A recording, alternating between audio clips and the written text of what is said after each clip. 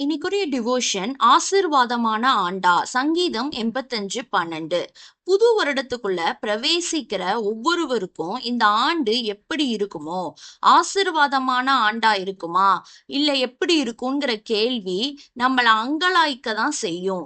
இது ஒரு இயற்கையான ஒரு திங்கிங் தான். ஆண்டுகள் ஆசீர்வாதமானதொன்றோ செழிப்பானது அப்படின்னு சமாதானமானது என்றோ நம்ம திட்டவட்டமாக எதையுமே கூற முடியாது.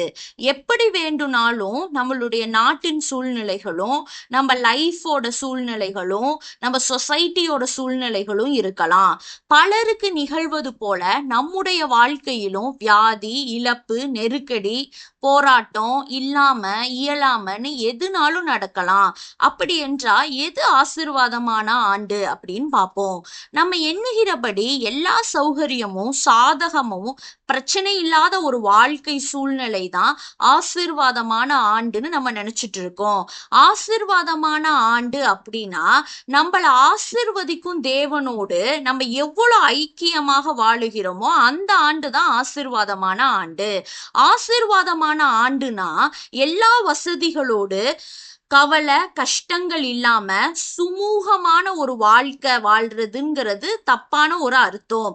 ஆசீர்வாதம் என்பதை தீர்மானிப்பது சூழ்நிலைகள் இல்ல, சூழ்நிலைகளின் மேல ஆளுகை செய்கின்ற தேவனே எல்லாவற்றையும் தீர்மானிக்கிறவரு.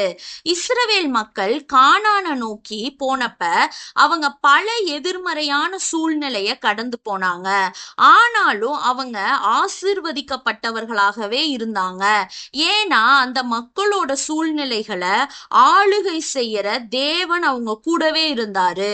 இதுதான் ஆசீர்வாதம். எல்லா எதிர்மறையான சூழ்நிலைகளிலும் அவர்களை வழி நடத்தி சென்றாரு. எதை எங்கு பெற முடியாம போச்சோ அந்த தேவைகளை அவர்கள் தேவ கிருபையால பெற்றுக்கொண்டாங்க. தேவன் எல்லா சூழ்நிலைகளிலும் அவர்களோடு இருந்து அவங்கள வழி நடத்தினாரு. இதுதான் உண்மையான ஆசீர்வாதம். சாலமோன் ராஜாவுக்கு தேவன் தந்த ஆசீர்வாதங்கள் ஏராளம். ஆனா தாவீது தான் ஆசீர்வாதமான வாழ்க்கை வாழ்ந்தவன். சாலமோனை போல சௌகரியமான ஒரு சுகமான வாழ்க்கை வாழ்ந்தவன் இல்ல. தேவ உறவோடு வாழ்ந்தவன் தான் தாவீது.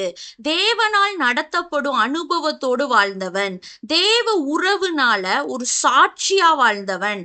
பல இன்னல்களை சந்தித்தப்பையும் தன்னுடைய உணர்வுகளை எல்லாத்தையுமே தேவனோடு ஷேர் பண்ணிட்டு ஆறுதலையும் தைரியத்தையும் தேவனிடத்துல பெற்றுக்கொண்டு வாழ்ந்தவன் தான் தாவீது.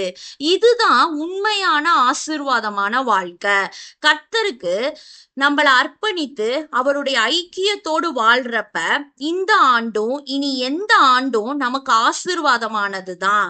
நம்ம தனியாக இல்ல, நம்ம வலிமை மிக்க தேவன் துணையோடு வாழ்கிறோம்.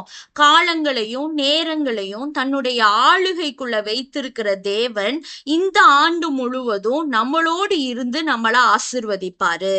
தேவனே, இந்த ஆண்டு உம்மோடு உள்ள ஐக்கியத்தை அதிகப்படுத்த எங்களுக்கு கிருபை தாங்க ஏசப்பா. ஆமேன்.